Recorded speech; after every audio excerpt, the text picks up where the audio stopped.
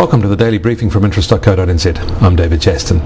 Today we review August retail sales, we look at the latest performance of manufacturing, update where the accommodation industry is at, and we'll wrap up with what the other media are reporting.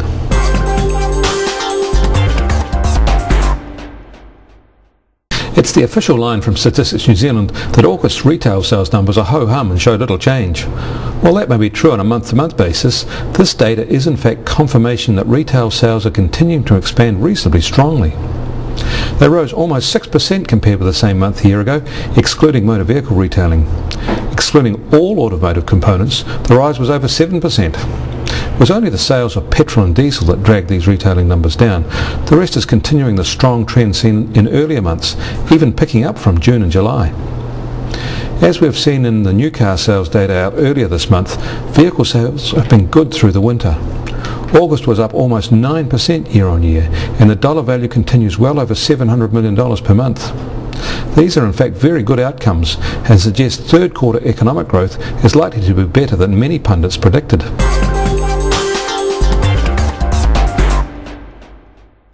Manufacturing expanded in all regions in September, with the strongest gains being recorded in the South Island.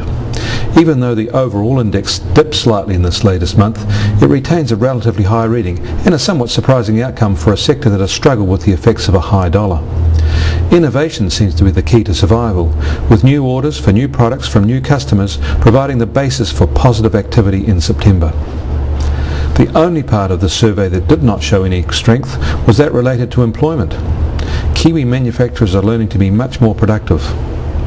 The prospects for improvement during the rest of the year are good as well, as there is usually a positive seasonal build-up through until November in most years.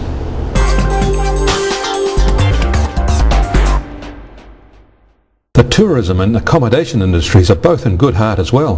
The latest data for August remains very positive, with growth in guest nights rising 6% year on year, and this mirrors the rate of short-term visitor arrivals at our airports. A lot of the increase was from international visitors, with Tourism New Zealand's What's On and Spring Pass campaigns in Australia being strong drivers, industry sources said. North Island figures showed a 4% gain in visitor nights, while the bulk of the gain was from southern destinations. Canterbury and Otago joined Auckland in the top 3 regions for growth in guest nights, and all 5 South Island regions scored increases in August. Although 3/4 of all visitor stays are in hotels and motels, the biggest growth, 9%, was in stays in backpackers and hostels.